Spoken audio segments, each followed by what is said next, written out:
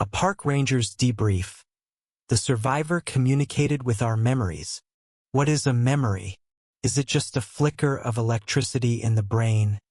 A ghost of a moment that's already gone? Or is it something more? Is it a place you can revisit? A weapon that can be used against you? I've worked with the National Park Service for 15 years. I've seen things that would make the hair on your arms stand up. I've tracked mountain lions that weren't behaving like mountain lions. Found campsites that were abandoned in a single, panicked second, and heard sounds echoing through canyons that no animal on this earth could have made. I've seen my share, but nothing, in all my years patrolling the vast, lonely tracts of Ethelberg National Park, could have prepared me for the call we got that winter. Nothing could have prepared me for the survivor we pulled from a wreck that shouldn't have existed. And nothing could have prepared me for how it chose to communicate. It didn't use a voice. It didn't use sign language. It used our memories. And in doing so, it almost tore us apart from the inside out. This is a story I've only ever told in one official report. A report that was immediately classified and buried so deep I doubt it will ever see the light of day. They tell me it's for public safety. But sometimes I think it's because they don't know what to do with it. Honestly, neither do I. So I'm telling you, because some protocols need to be broken. It was late October. The kind of late October in the high country where the air has a predatory bite and the sky is the color of slate. Winter was coming, not with a gentle drift of snowflakes, but like a hammer blow. We were on skeleton crew at the Ethelberg North Range Station, the most isolated outpost in the entire park.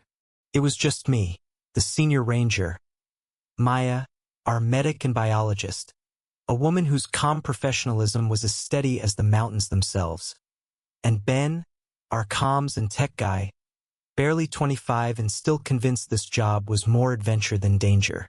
We were a good team. We trusted each other.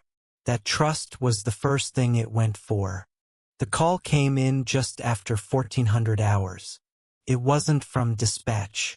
It was a raw signal, a ping from an emergency locator transmitter, weak and distorted. Ben was the one who caught it. I was in the main office, finishing up paperwork, the scent of pine and brewing coffee thick in the air. Ben's voice crackled over the station intercom, laced with an unusual urgency. "Alex, you need to see this." I found him in the comms room, leaning so close to his screen that his breath was fogging the glass. On the main monitor was a topographical map of our sector.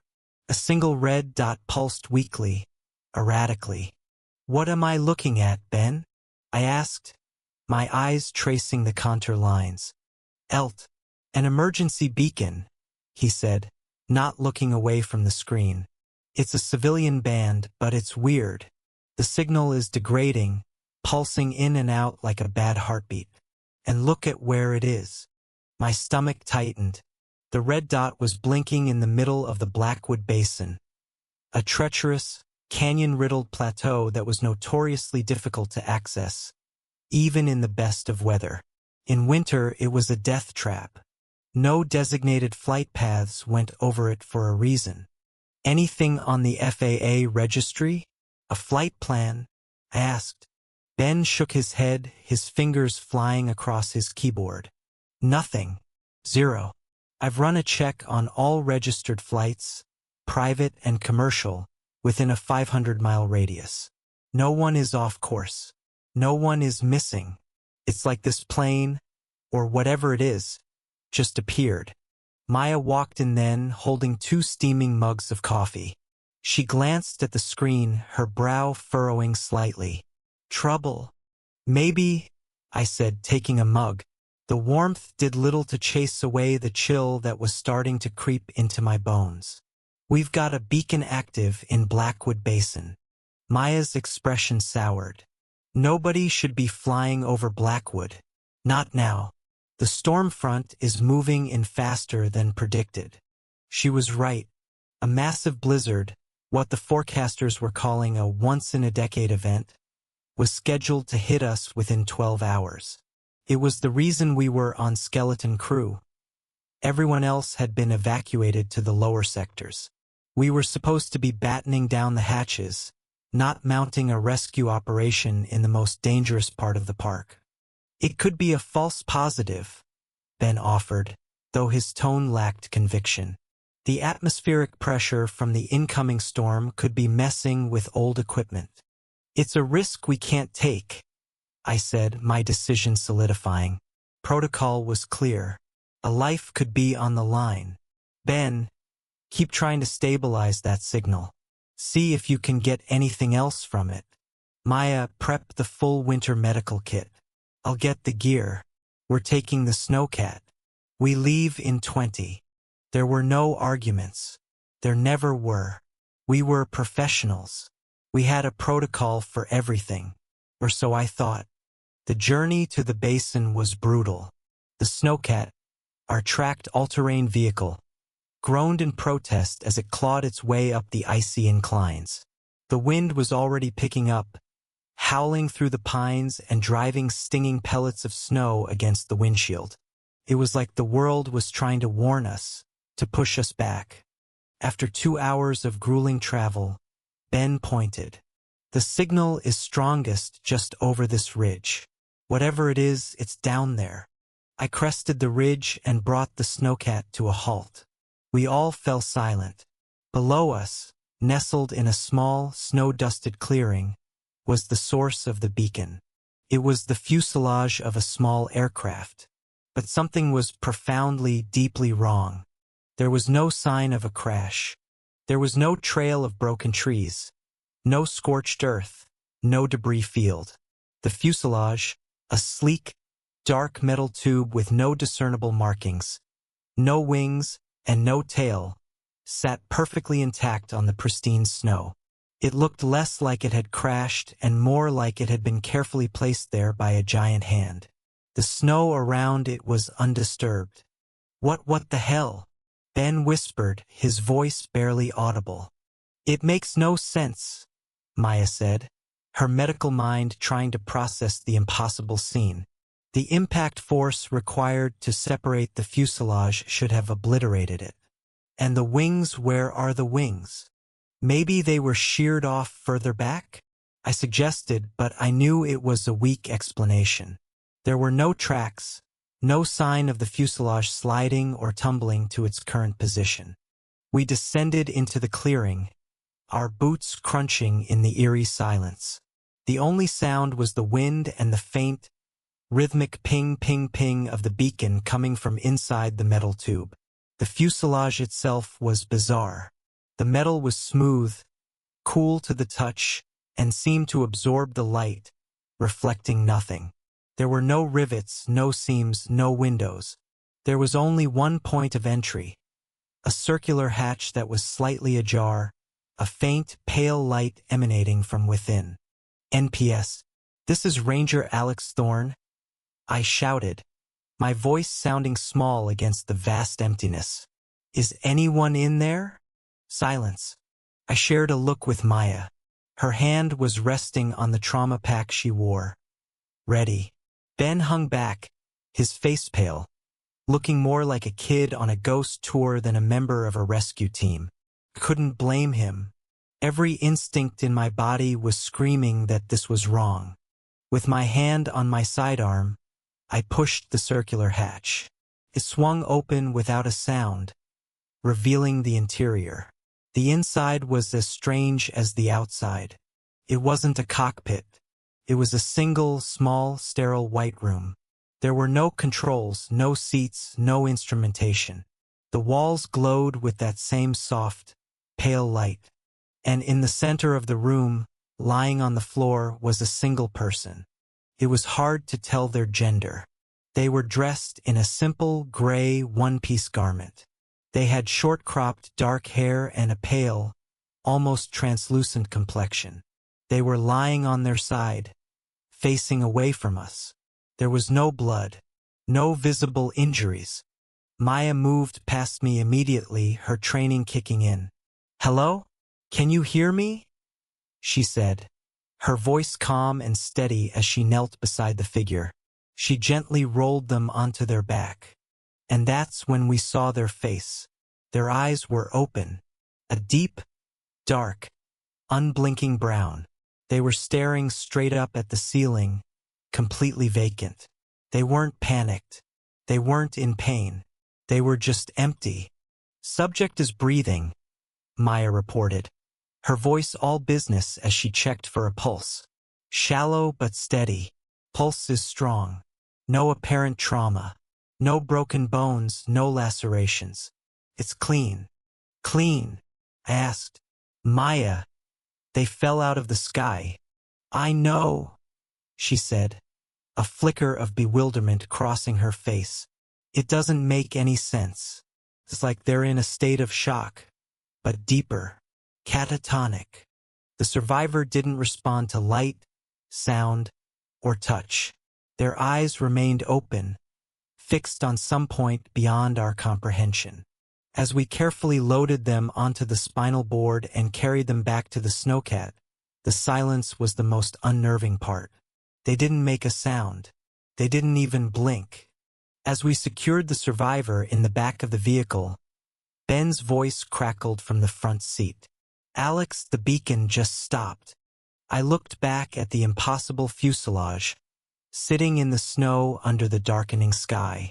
And as I watched, the pale light inside it flickered once, then died, plunging it into darkness.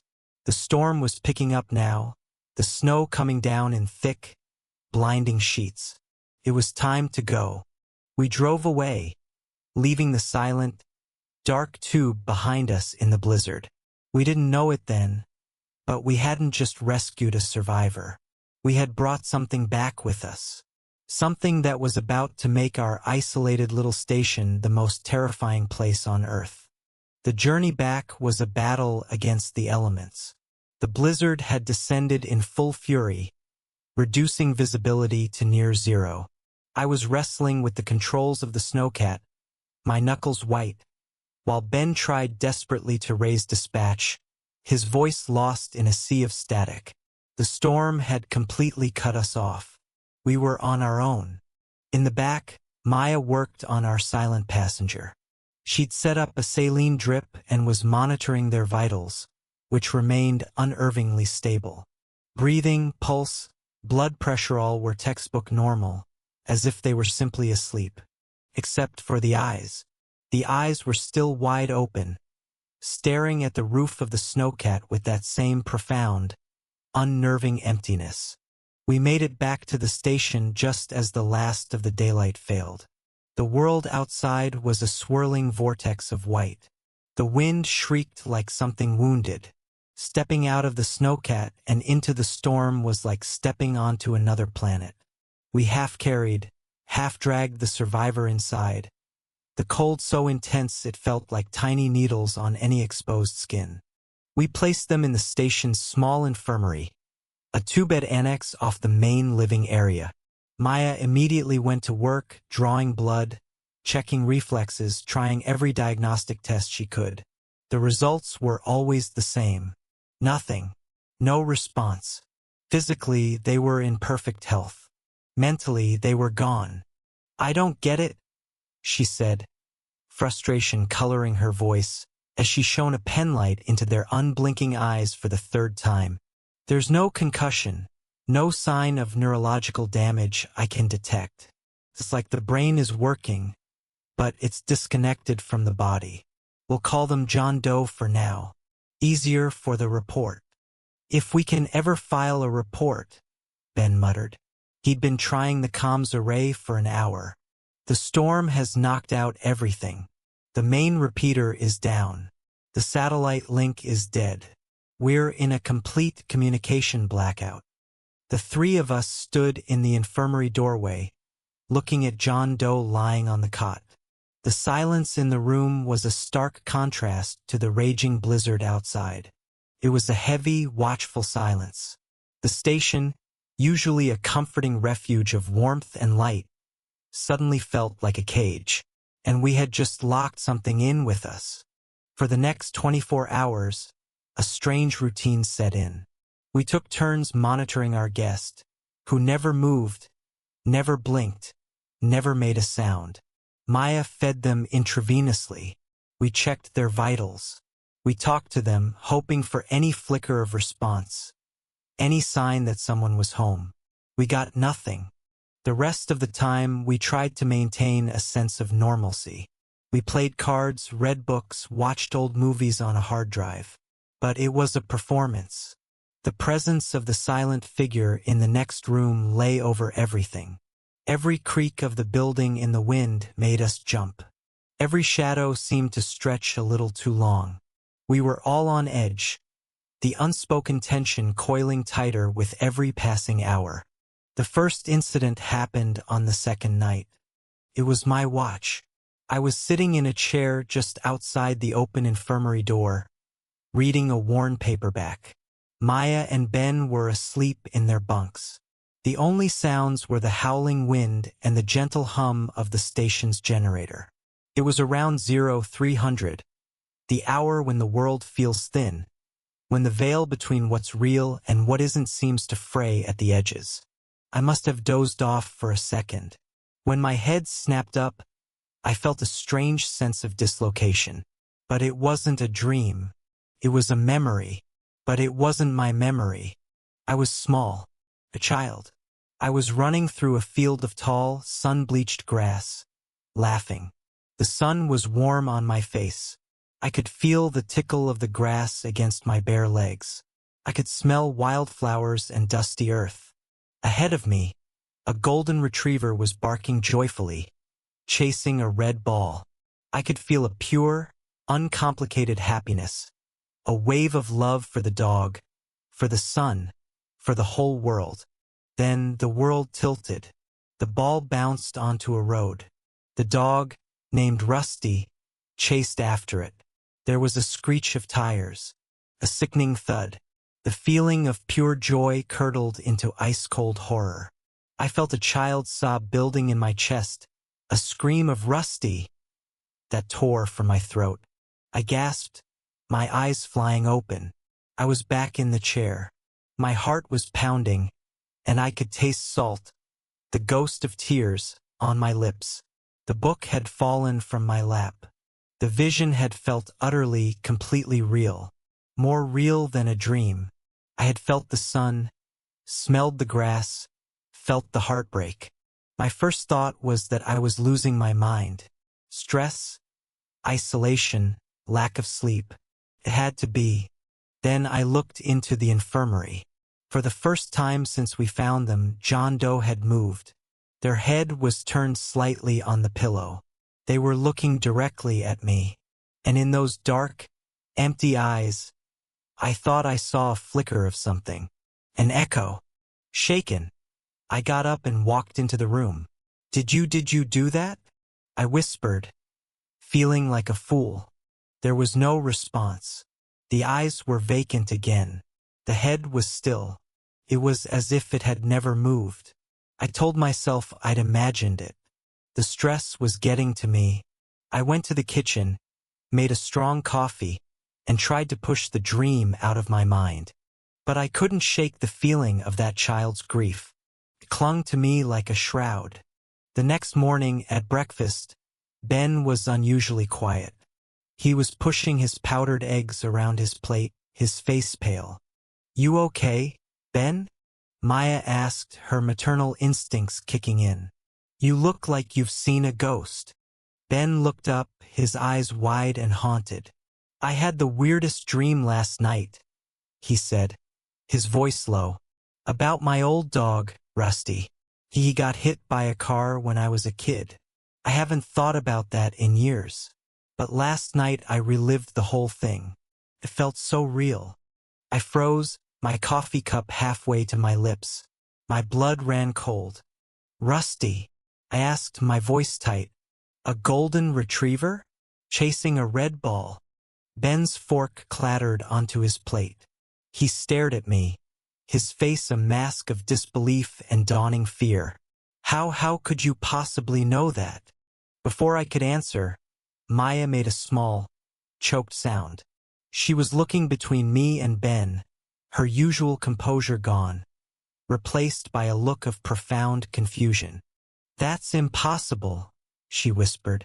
"I had a dream, too. But it wasn't my dream. I was a little boy and my dog had just died." The three of us sat there in stunned silence, the storm raging outside forgotten. We all looked towards the infirmary, towards the silent, still figure lying on the cot. It wasn't a dream. It wasn't a hallucination. It was shared. Our guest hadn't spoken a word, but it had just communicated for the first time. It had taken a memory from Ben, a deep foundational piece of his emotional history, and it had broadcast it to all of us. The question was, why? And what else could it do? The unease we'd been feeling had just blossomed into full-blown dread.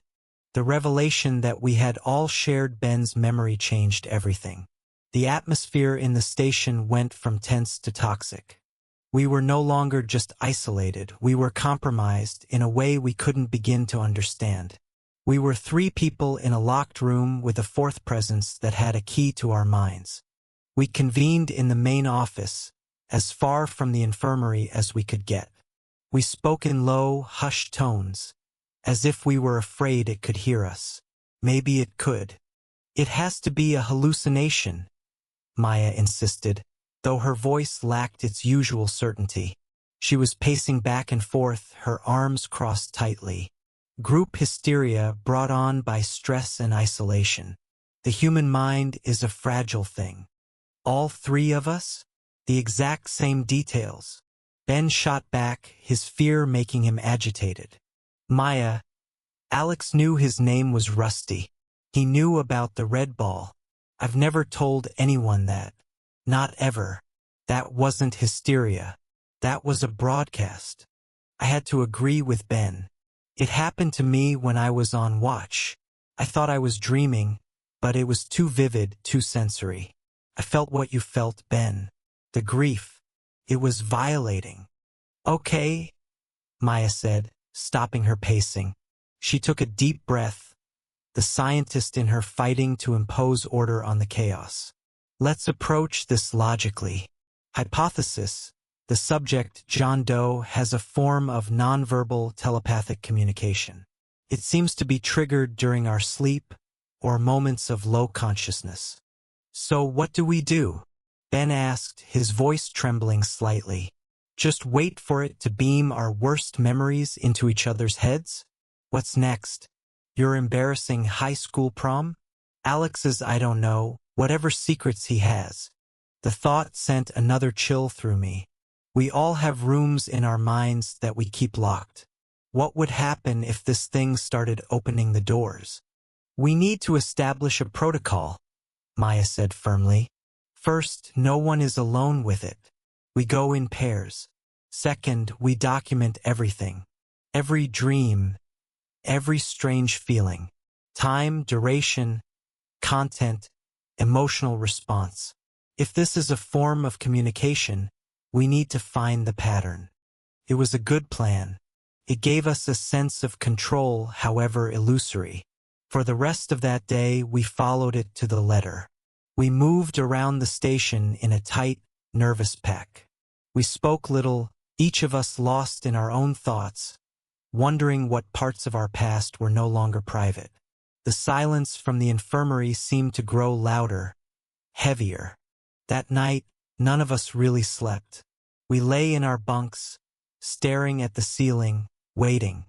The second contact came for Maya, and this time it wasn't a distant childhood memory. It was raw, professional trauma. The scene was a hospital emergency room. Bright, sterile lights, the frantic beeping of machines, the smell of antiseptic and blood. A young woman, no older than 20, was on a gurney. Car accident. Maya was there, younger, her face etched with a desperate intensity. She was performing CPR, her hands pumping rhythmically on the young woman's chest. Come on, she was muttering, her voice a mix of prayer and command. The monitor showed a flat line. A doctor put a hand on her shoulder. Time of death 2:17, he said grimly. But Maya couldn't stop. She kept going, tears of frustration and failure streaming down her face. It was her first ever patient loss as a paramedic, before she became a park medic. The memory was saturated with a profound sense of failure, of helplessness, of the cold, hard wall of mortality. I woke up with a jolt, the beeping of the phantom EKG machine still echoing in my ears. I could feel the ghost of Maya's desperate adrenaline, the burn of her failure. I sat up and saw Ben was already awake, his face ashen. We both looked at Maya's bunk. She was curled into a tight ball, her shoulders shaking with silent sobs. We went to her. I put a hand on her shoulder. She flinched, then looked up at us, her eyes red. You saw it, didn't you?" she whispered, her voice thick with emotion. "Her name was Sarah," Ben said softly. "She was a college student." Maya let out a ragged breath, a sound of utter violation. "I've never told anyone about that. I buried it. I told myself it was part of the job, that I did everything I could. But seeing it again, feeling it again, and knowing you two were there." "It's okay, Maya," I said, though the words felt hollow. It wasn't okay. This was infinitely worse than Ben's memory. This was a core piece of her identity, a professional scar she had carried in silence for years. And now it was our scar, too. But this time something was different. After the initial shock, a new thought began to surface in my mind. The entity were starting to think of it as the entity, rather than John Doe wasn't just broadcasting randomly. Ben's memory was foundational sadness. Maya's was foundational failure. It was as if it was probing us, searching for our emotional cornerstones. "It's learning," I said out loud. The other two looked at me. "What do you mean?" Ben asked. "The first memory was simple, from childhood. This was complex. It was tied to identity, to purpose. It's escalating. It's mapping us," I explained, the idea forming as I spoke. "It's trying to figure out what makes us tick, what hurts us most." A terrifying thought followed. What was it mapping us for? We decided to confront it, not with aggression but with intent. All three of us, wide awake, walked into the infirmary. The entity lay on the cot, as still and silent as ever. The pale light from the hallway cast long shadows across its impassive face. I stood at the foot of the bed. "We know what you're doing," I said, my voice steady, though my heart was a drum against my ribs. "We can see what you're sending. Why are you showing us these things?" No response. The dark eyes stared at the ceiling. "Is this how you communicate?" Maya asked, her voice regaining some of its clinical edge. "Are you in pain? Are you trying to tell us who you are?" Silence. Ben, however, was less controlled. His fear had curdled into anger. "Stop it," he said, his voice rising. "Whatever this is, stop it. Stay out of our heads." He took a step forward, and as he did, it happened. Not a vision, not a memory, but something else entirely. For a split second, the air in the room seemed to shimmer, and I saw it. It wasn't a memory from one of us. It was from the entity itself. It was a vision of absolute emptiness. A cold, silent void between stars. A feeling of immense, crushing loneliness that stretched for eons. There was no warmth, no light, no sound. Just an infinite patient waiting in the dark. It wasn't a memory of an event, but the memory of a state of being. And the loneliness was so profound, so ancient, that it was physically painful. The vision lasted only a second, but it hit me like a physical blow. I staggered back, gasping for air. Maya cried out and grabbed her head. Ben stumbled backwards, tripping over his own feet and landing hard on the floor. The feeling vanished as quickly as it came. We were back in the infirmary, breathing heavily, our bodies trembling. The entity hadn't moved. But we knew. We had just touched its mind. We had felt what it was. Lonely. Terrifyingly, cosmically lonely. And in that moment I understood. It wasn't just showing us memories to learn about us. It was looking for something. Connection? Empathy? Or was it like a starving man looking at a feast? Our lives, our experiences, our grief and joys and failures, they were a banquet to something that had known only emptiness. And it was hungry, touching the entity's mind, feeling that abyss of cosmic loneliness, broke something in us. The fear we'd felt before was personal, human. It was the fear of a home invasion, but the home was our own mind. This new fear was different. It was ancient, existential. We were in a room with something that was so fundamentally other, its very nature was a source of psychic pain. The dynamic between the three of us began to fray. We were no longer a united front against an external threat.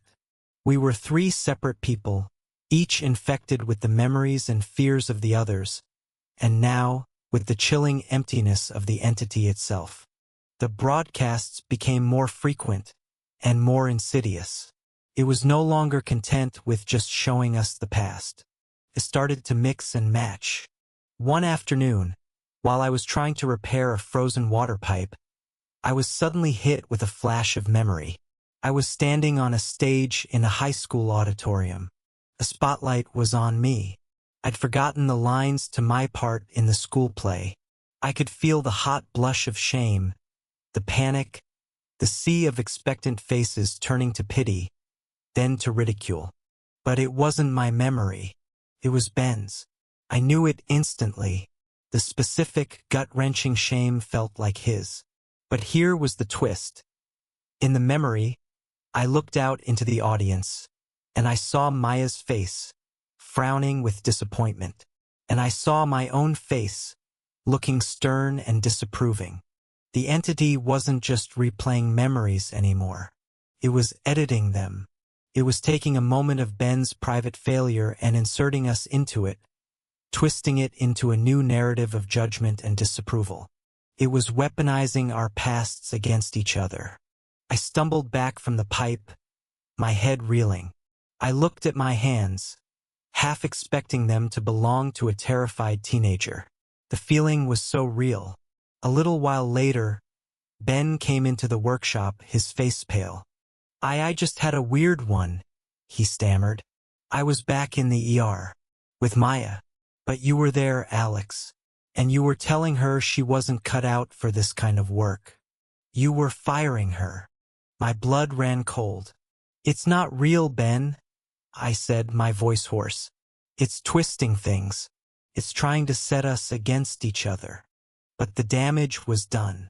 Even knowing it was a fabrication, the emotional residue remained. A seed of doubt had been planted. Did I secretly think Ben was incompetent? Did he think I was a tyrannical leader? Did Maya resent us both? We started looking at each other differently. A sideways glance, a moment of silence, everything became suspect. The station, our tiny metal and wood sanctuary, became a pressure cooker of paranoia. Conversations became clipped and functional. We avoided eye contact. The trust that had been the bedrock of our team was eroding with every fabricated memory it fed us. We were still following Maya's protocol, staying in pairs, documenting everything, but it felt hollow. We were documenting our own psychological disintegration. The entity itself remained physically inert, but we could feel its presence growing stronger, more confident.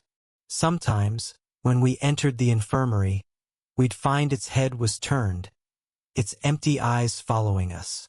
It was a passive observer, watching the results of its experiment.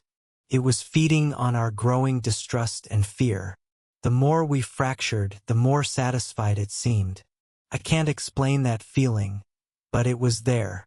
A quiet hum of contentment that we could almost feel in the air around it. The breaking point came 4 days after the crash. 4 days of being locked in by the blizzard, locked in with each other's ghosts. Maya and I were in the kitchen preparing our meager rations.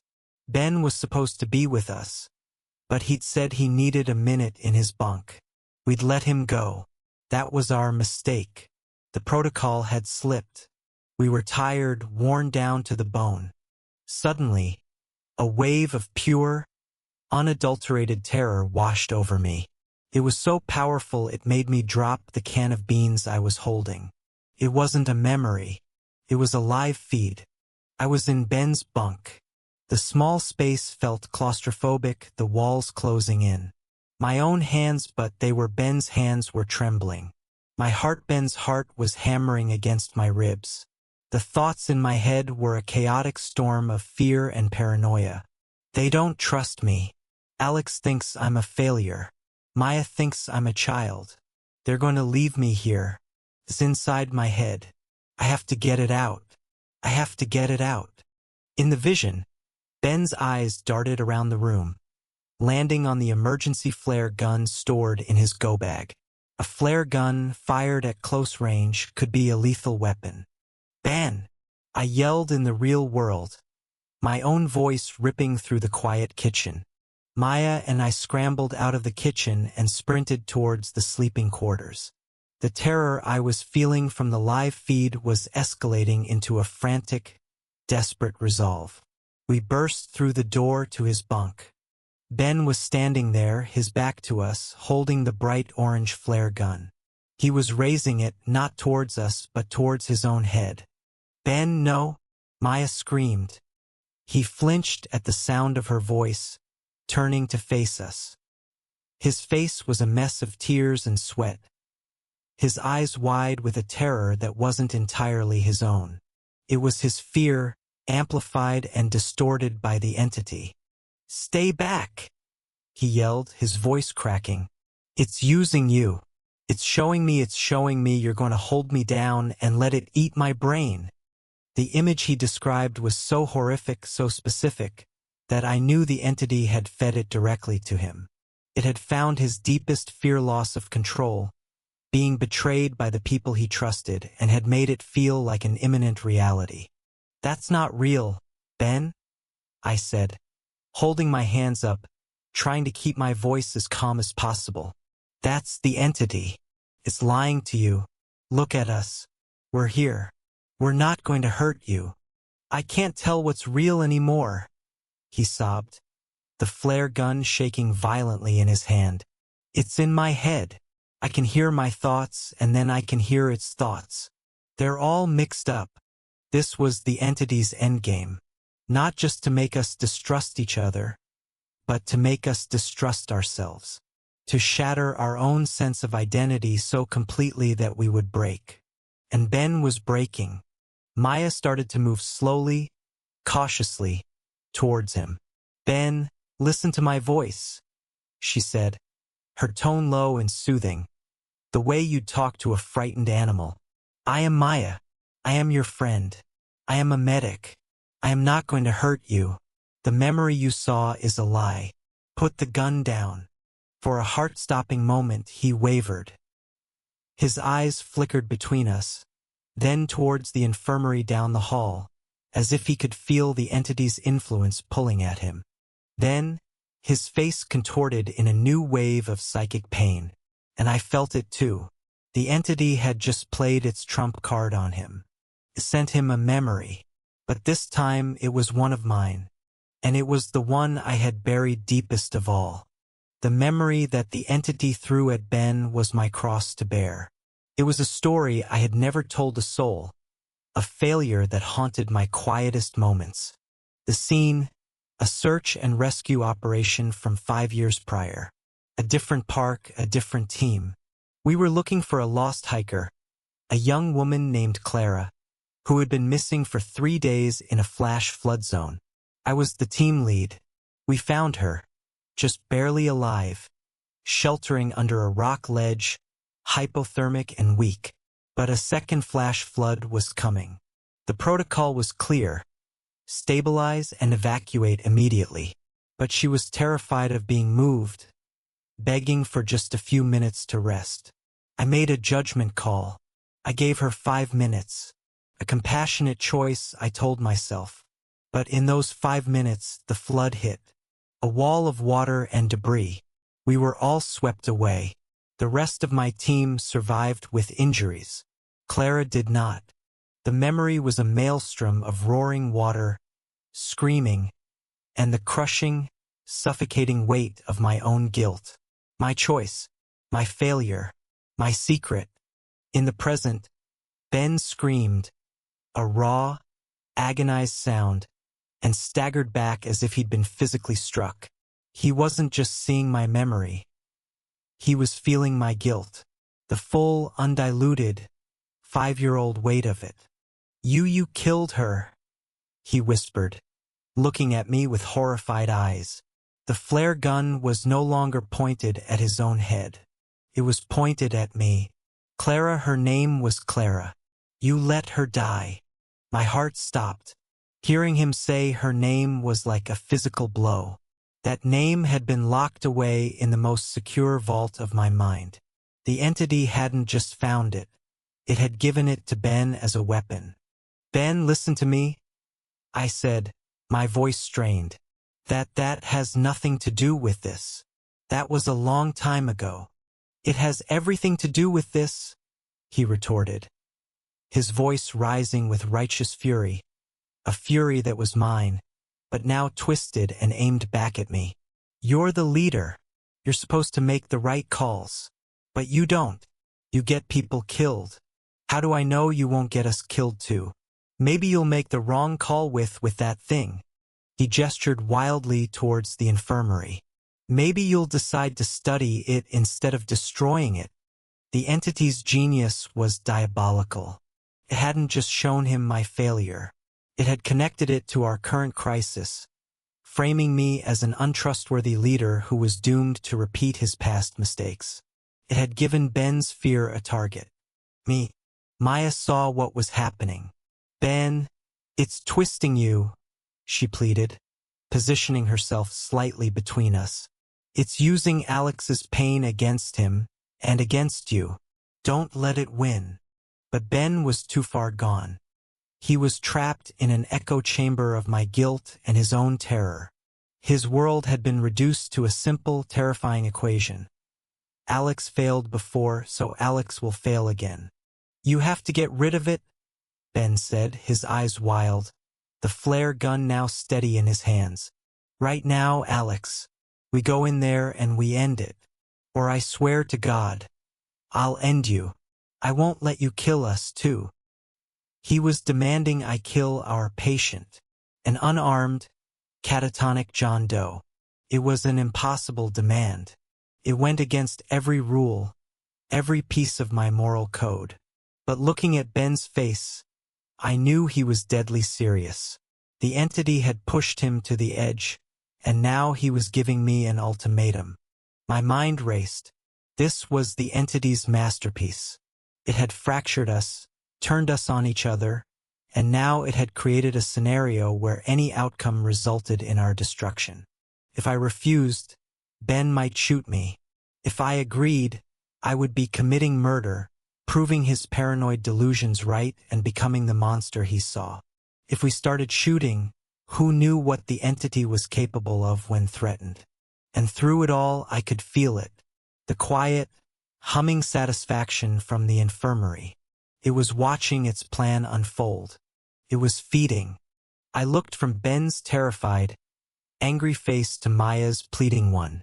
And I knew the only way out wasn't to fight Ben, or to give in to his demand. The only way out was to confront the source. Not with a weapon, but with the truth. The entity's power came from the shadows of our minds, from the secrets and shames we kept hidden. It used them because they had power over us. The memory of Clara was its ace in the hole against me. So I had to take that power away from it. You're right, Ben, I said, my voice dropping, becoming quiet and heavy with a truth I had never spoken aloud. I did get her killed. The moment I said the words, I did get her killed, the energy in the room shifted. Ben faltered. his finger tightening on the trigger of the flare gun. But a flicker of confusion crossed his face. This wasn't the reaction he'd expected. He'd expected denial, anger, a fight, not confession. Maya looked at me, her expression a mixture of shock and dawning understanding. Her name was Clara Redding, I said, keeping my eyes locked on Ben, but speaking to the whole room, speaking to the entity I knew was listening. She was 22 years old. She was an artist. She loved hiking in the rain. Her parents told me that afterwards. I didn't just state the facts of the memory the entity had stolen. I filled them in. I owned them. I took the entity's weapon and claimed it as my own story. She was hypothermic and scared. I continued, my voice thick with the memory, but steady. The protocol was to move her immediately, but she begged me not to. She was crying, and I looked at her, and I saw a scared kid, not a mission objective. So I broke protocol. I made a judgment call based on compassion, and it was the wrong call. The flood came faster than the forecast predicted. The water, it was so powerful. I remember holding onto a log and seeing my team get scattered, and I saw her get pulled under. I never saw her again. Tears were streaming down my face now, hot and shameful, but they were my tears, not the ghost of them. For the first time in 5 years, I was letting the memory out of its cage. I filed a report, I said, my voice cracking. It said the flood was unforeseeable and instantaneous. It said we all got caught at the same time. I didn't mention the 5 minutes. I didn't mention my choice. I lied. I lied to her parents, I lied to the service, and I lied to myself. I let everyone believe I was a hero who got unlucky, not a fool who got someone killed. And I have lived with that every single day since. I took a step towards Ben. He didn't raise the gun higher. He just watched me, his own tears now falling, a mix of his own fear and the overwhelming wave of my confessed grief. That guilt you're feeling, Ben? The weight of that failure? It's mine, I said, my voice dropping to a whisper. It doesn't belong to you. You need to give it back. I could feel it happening. The psychic link between us, the one the entity had forged with my stolen trauma, began to flicker and wane. By confessing, by owning the shame and laying it bare for all to see, I was robbing it of its darkness. A secret is a weapon. A confession is a shield. It's feeding on our secrets. I told them, my gaze sweeping from Ben to Maya. It finds the parts of us we can't accept, the memories we hide, and it uses them to create fear and division. That's its food. Paranoia, guilt, distrust. Ben let out a shuddering sob, and the flare gun wavered in his grip. The fury in his eyes was being replaced by a profound, exhausted sadness. He was still scared, but the homicidal edge the entity had honed was dulling. Alex, he whispered, his face crumpling. It's okay, I said gently. I know it wasn't you. And then, I turned my attention from Ben and looked down the hall, directly at the open door of the infirmary. I was done being a victim. I was done being its puppet. You want my memories? I shouted, my voice echoing in the small station. You want my pain? You can't just have it. You can't steal it. You want to know what happened? Then I'll show you. I closed my eyes and did the one thing I had spent 5 years avoiding. I didn't just remember Clara. I invited her in. I summoned the memory in its entirety, with every ounce of my focus. Not as a source of shame, but as a defining moment. A tragedy. Part of me. I relived the rushing water, the screaming, the crushing weight of the log. I relived the sight of her being pulled away.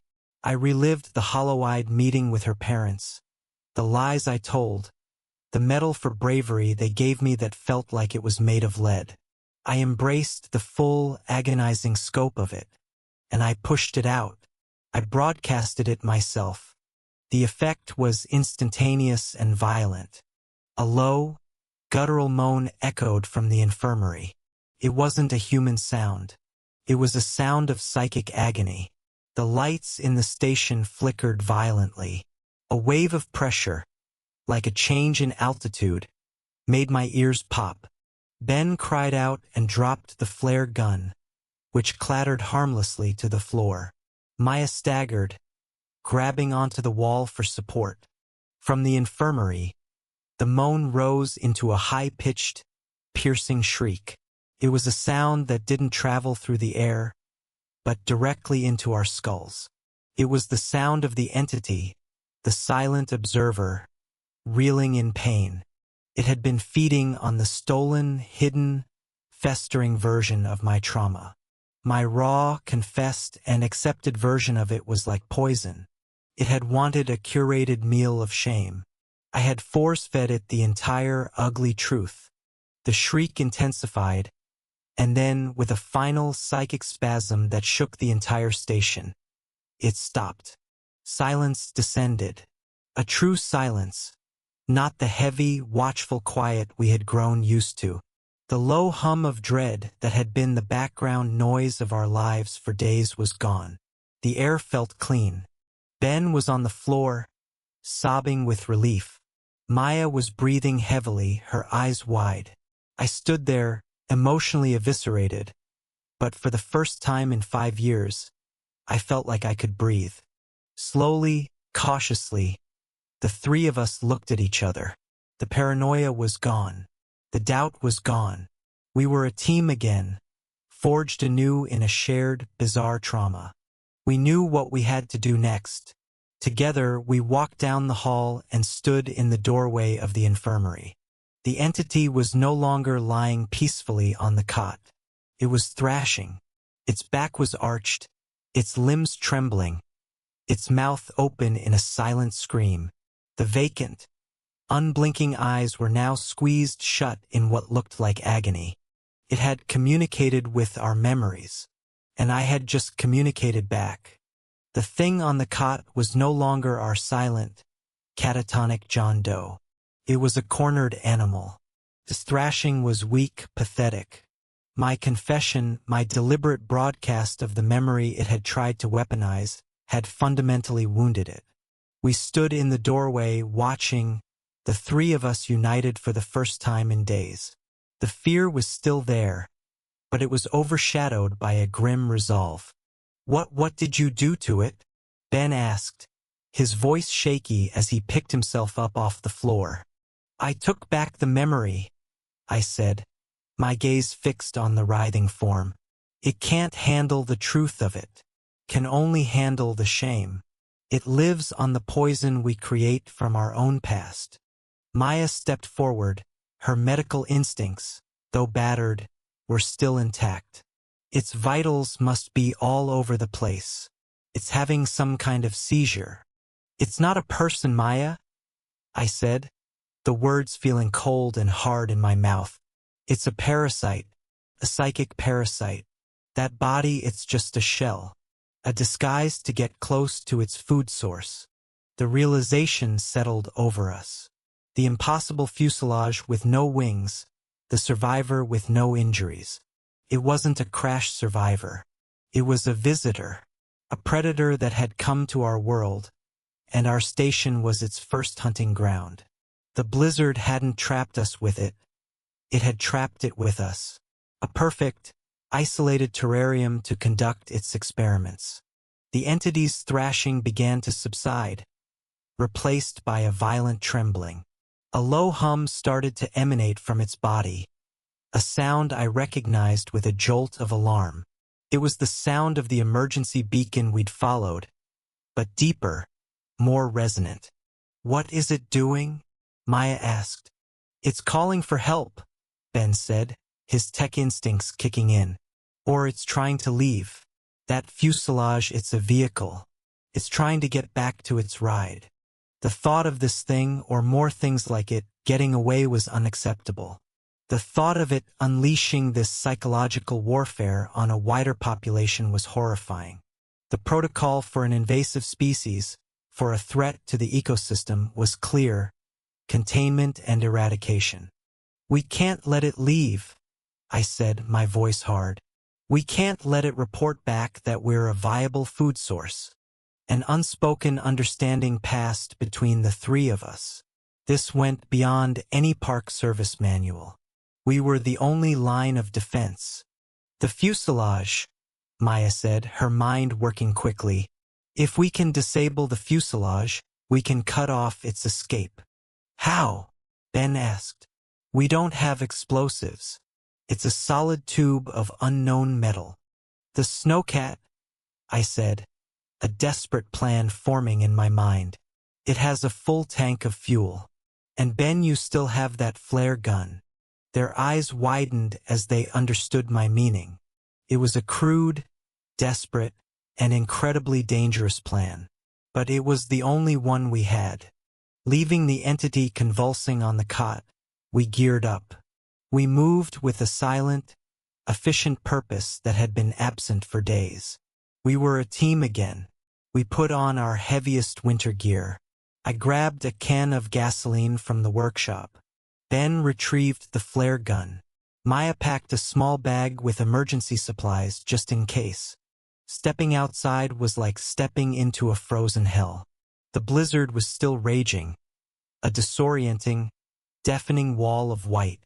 The wind tore at us, trying to rip the breath from our lungs. We couldn't even see the snowcat, which was only 20 yards away. We followed the safety line we'd rigged, moving hand over hand through the storm. Reaching the vehicle felt like a major victory. I climbed into the driver's seat, my hands numb with cold, and prayed the engine would start. It coughed, sputtered, and then, with a roar, it came to life. "Get in!" I yelled over the storm. The drive was even worse than our first trip. I was driving blind, relying only on the GPS and my memory of the terrain. Ben was in the passenger seat, clutching the flare gun. Maya was in the back, silent and ready. We were all running on adrenaline and the terrifying clarity of our purpose. It took us nearly an hour to travel a distance that should have taken 20 minutes. Finally, the GPS showed we were at the coordinates.